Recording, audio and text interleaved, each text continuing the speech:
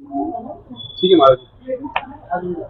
सभी राजधानी वासियों को, दिल्ली वासियों को हर हर महादेव। जैसा कि आप सब देख पा रहे हैं कि दिल्ली के अंदर भ्रष्टाचार चरम सीमा पार कर चुका है। जो केजरीवाल जी हैं, उन्होंने जब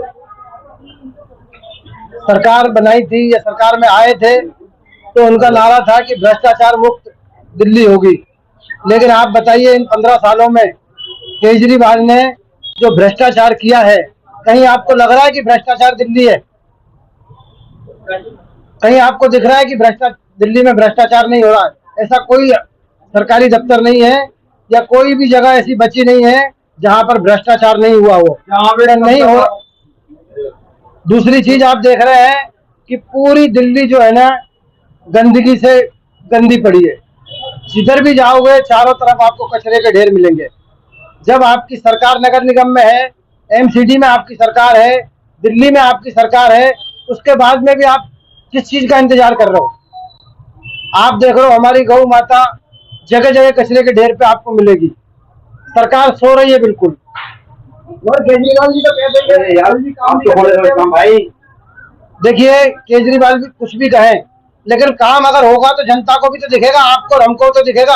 आप सब तो हमारे मीडिया वाले भाई हैं, आपको तो सारी दिल्ली का पता है कि दिल्ली में किस तरीके से चारों तरफ कचरा, बड़े बड़े कूड़े के ढेर। जब बीजेपी की सरकार थी एमसीडी में, तो ये लोग बीजेपी में प्रत्यारोपण करते थे कि भैया भारतीय जनता पार्टी की सरकार है इसलिए कूड़े के बड़े बड़े ढेर है। लेकिन अब तो आपकी सरकार है पूरी दिल्ली में, चौतरफा उन्हीं का राज है। उसके बाद में भी न कूड़े के ढेर खत्म हो रहे हैं, न कूड़ा खत्म हो रहा है, न भ्रष्टाचार खत्म हो रहा है।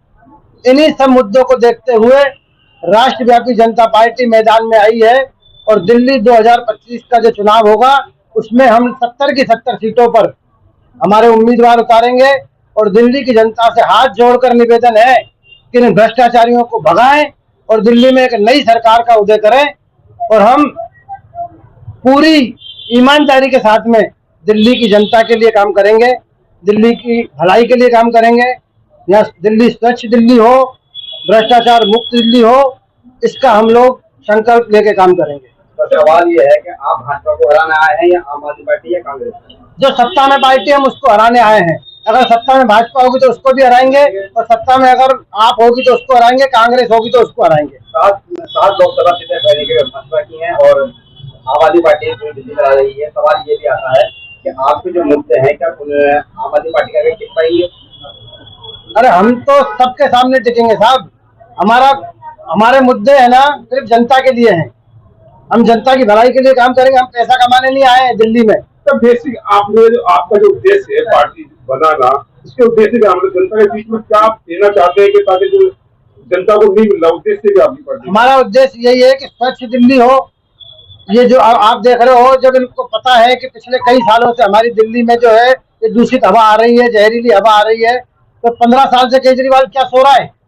15 सालों में कोई इंतजाम नहीं किया। अभी आपने देखा होगा बारिश गई थी, बारिश में पूरी दिल्ली में जगह जगह पानी भर गया, कई बच्चे, कई महिलाएं, कई बुजुर्ग उसमें मारे गए। तो ऐसी आपदाएं क्यों आ रही है? नाला जो आप बहुत करोड़ों रुपए खर्च करेगी केंद्र और राज्य सरकार की, कई हजार करोड़ रुपए खर्च करने के बावजूद भी जमुना जी की हालत कि जब आपको इतना पैसा मिला है सरकार बिल्कुल नजदीक विधानसभा के आप आए हैं, विधानसभा चुनाव के नजदीक आए हैं, अब से पहले कितने आंदोलन आपने दिल्ली में किए हैं इन सभी मुद्दों को लेकर?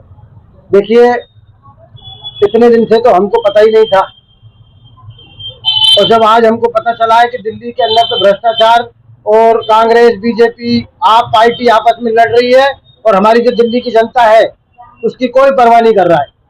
ये लोग आपस में एक दूसरे पर प्रत्यारोपण कर रहे हैं, लेकिन इनको जनता के बारे में कुछ नहीं सोचना है। हम जनता के बारे में सोचने के लिए आए हैं। इससे पहले भी हमने कई आंदोलन किए हैं और हम जब तक जिंदा हैं हम लोग आंदोलन करते रहेंगे, लड़ते रहेंगे। अब हमने मन बनाया है कि हम 70 की 70 सीटों पे, विधानसभा की सीटों पे दिल्ली में चुनाव लड़ेंगे, हमारे लोगों को लड़ाएंगे और हमारी सरकार बनाएंगे। जब हमारी सरकार होगी तो हम दिल्ली की भलाई के लिए कार्य हमारी विचारधारा और एजेंडे अभी तैयार हो रहे हैं, जैसे तैयार होंगे आप एक सवाल ये है कि जिस तरह दिल्ली 70 सीटें हैं, यहाँ पर सेकुलर नारे ज्यादा रहते हैं, चाहे भाजपा भी ना हो, वो सेकुलर मुद्दों को ज्यादा लेकर रखती है। यूपी वाला हाल यहाँ नहीं है।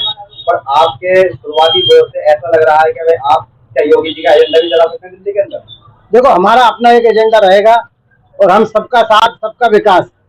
हम लोग यहाँ हिंदू मुसलमान करने आए हैं, हम लोग तो दिल्ली का भला करने के लिए आए हैं। मुसलमानों को टिकट देंगे सर? जितने कैंडिडेट आएंगे, अभी हमारा ऐसा कोई निश्चित नहीं है, लेकिन हमारे पास अगर मुस्लिम कैंडिडेट आएगा या दलित कैंडिडेट आएगा या जनरल आएगा, ओबीसी आएगा, सबको हम लोग टिकट देंगे और निष्पक्षता से देंगे।